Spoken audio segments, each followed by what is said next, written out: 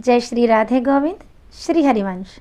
हमारी किशोरी जो हम सब पर अपनी कृपा दृष्टि सदैव बनाए रखे। आज हम इस वीडियो में भगवान श्री कृष्ण के एक और सच्चे और परम भक्त की बहुत ही रोचक कथा सुनेंगे। कहानी को पूरी जरूर सुनिए। भगवान श्री कृष्ण अपने आप को उसी रूप में ढाल लेते हैं जिस रूप में उनकी भक्त पूजा करते हैं, उनसे प्रेम करते हैं। कभी वे एक गुरु की भूमिका में नजर आते हैं, तो कभी सखा की, और कभी भाई, तो कभी युद्ध के मैदान में रण छोड़ने वाले रणछोड़ के रूप में। भगवान के इसी रूप को समर्पित गुजरात खेड़ा के जिले स्थित डाकोर में एक कृष्ण मंदिर है, जिसे रणछोड़ दास का मंदिर कहा जाता है। तो पहले थोड़ा इस मंदिर के बारे में जान लेते हैं, उसके बाद कथा सुनेंगे। इस जगह की गिनती हिंदुओं के पवित्र तीर्थ स्थानों में की जाती है। भक्तों के लिए रणछोड़ मंदिर का महत्व ठीक वैसा ही है जैसा द्वारिका में स्थित द्वारिकाधीश मंदिर का है।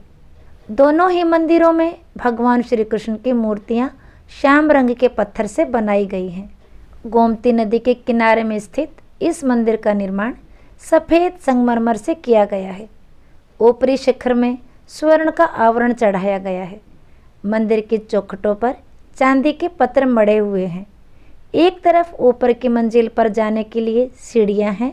7 मंजिल के इस मंदिर की पहली मंजिल पर अम्बा देवी की मूर्ति स्थापित है। गोमती नदी के दक्षिण में 5 कुएं बने हुए हैं। निष्पाप कुंड में नहाने के बाद यहाँ आने वाले सभी भक्त इन 5 कुओं के पानी से अपना मुंह साफ करते हैं और इसके बाद रणछोड़ मंदिर में प्रवेश करते हैं। भक्त भगवान की परिक्रमा करते हैं और उन पर फूल और तुलसी दल अर्पित करते हैं। गुजरात राज्य का प्रसिद्ध वैष्णव तीर्थ डाकोर जी भारत के प्रसिद्ध तीर्थों में से एक है। यहाँ पर बना रणछोड़ जी का मंदिर न सिर्फ अपने शिल्पकला के लिए जाना जाता है, बल्कि भगवान श्री कृष्ण के सुंदर स्वरूप के लिए भी प्रसिद्ध है। इस मंदिर के पीछे एक बहुत ही अनोखी बात जुड़ी है। मान्यताओं के अनुसार इस मंदिर में स्थित भगवान श्री कृष्ण की मूर्ति को द्वारिका से चुराकर यहाँ लाया गया था। तो ये तो मोटी मोटी जानकारी थी मंदिर के बारे में। इस जगह के बारे में महाभारत के समय के और भी इतिहास और कथाएं हैं, जो हम किसी और वीडियो में सुनेंगे। आज हम सुन लेते हैं हमारी आज की कहानी। तो शुरू करते हैं। बड़ोदरा के समीप डाकोर नाम का एक गांव है। वहाँ श्री रामदास जी नाम के भक्त रहते थे। वे प्रति एकादशी को द्वारिका जाकर श्री रणछोड़ जी के मंदिर में जागरण कीर्तन करते थे। सभी एकादशी पे द्वारिका जाने का उनका नियम था, लेकिन जब इनका शरीर वृद्ध हो गया तब भगवान ने आज्ञा दी कि अब एकादशी की रात का जागरण घर पर ही कर लिया करो। पर इन्होंने ठाकुर जी की यह बात नहीं मानी। भक्त का दृढ़ निश्चय देखकर भाव में भरकर भगवान बोले, अब तुम्हारे यहाँ आने का कष्ट मुझसे सहन नहीं होता, इसलिए अब मैं ही तुम्हारे घर चल दूंगा।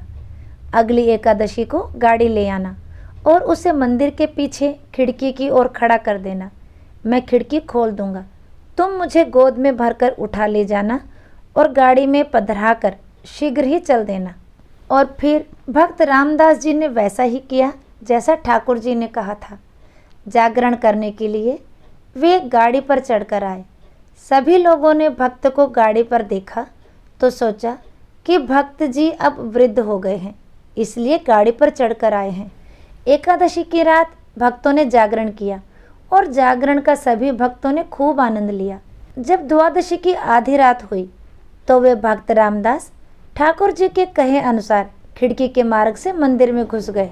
और फिर सबसे पहले रामदास जी ने प्रभु से निवेदन किया कि प्रभु, आप ये सारे गहने यहीं उतार दीजिए, क्योंकि ये मेरे किसी काम के नहीं हैं और वैसे भी मुझे तो आपको ले जाने में डर लग रहा है। कृपया अपने आभूषण यहीं छोड़ दीजिए। भक्त रामदास जी के निवेदन पर भगवान ने सारे आभूषण उतारकर मंदिर में रख दिए। इसके बाद उन्होंने कहा, अब मुझे अपने गोद में ले लो। ठाकुर जी ऐसा कहकर फूल जैसे हल्के हो गए थे। रामदास जी ने उन्हें गोद में उठाया और बैलगाड़ी में बिठाकर डाकोर की ओर चल दिए। जब मंदिर के पुजारियों ने अगले दिन मंदिर खोला तो देखा कि मंदिर में भगवान के आभूषण रखे हुए थे और ठाकुर जी वहाँ नहीं थे।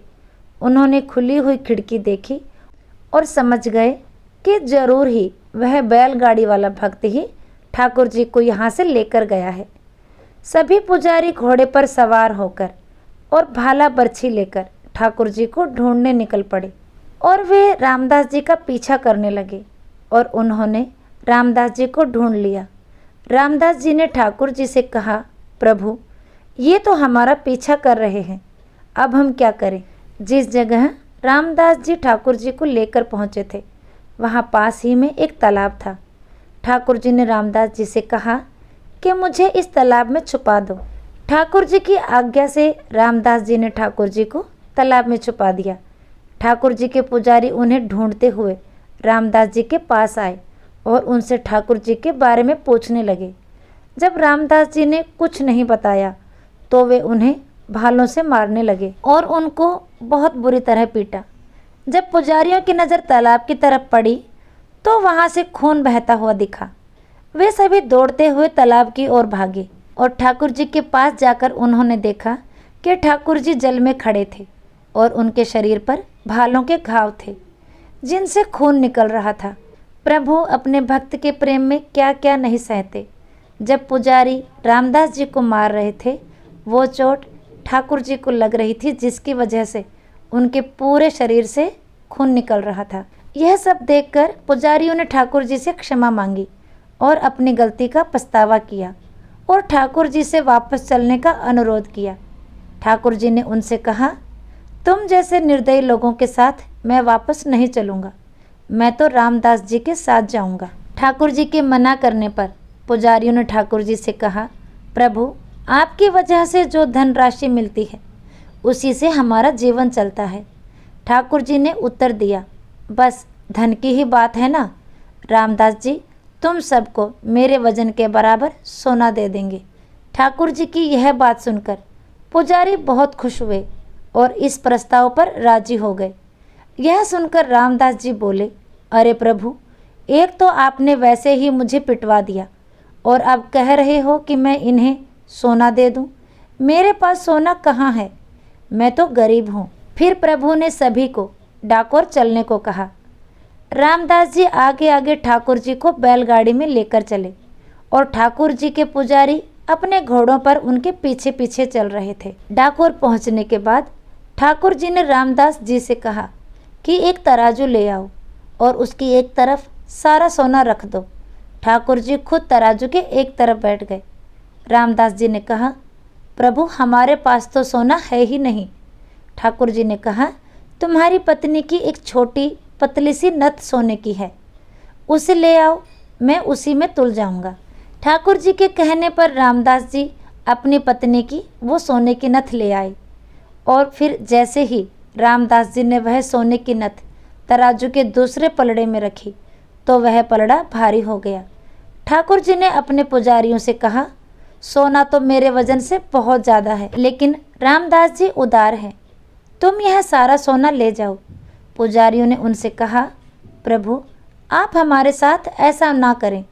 ठाकुर जी ने उत्तर दिया, लेकिन मैं रामदास जी को छोड़कर कहीं नहीं जाने वाला। तब प्रभु ने अपना दूसरा स्वरूप प्रकट किया और अपने पुजारियों को साथ ले जाने को दिया और श्री रणछोड़ जी यानी हमारे ठाकुर जी रामदास जी के घर में ही विराजे। भक्त रामदास जी भगवान को ठाकुर जी के कहने पर ही एक डाकू की तरह लूट लाए थे, इसलिए उनके गांव का नाम डाकोर पड़ा। तो आपको भक्त रामदास जी की ये सत्य घटना कैसी लगी कमेंट में ज़रूर बताइए। तो आज का वीडियो यहीं तक, फिर मिलेंगे अगले वीडियो में। तब तक के लिए सभी को प्रेम भरी राधे राधे।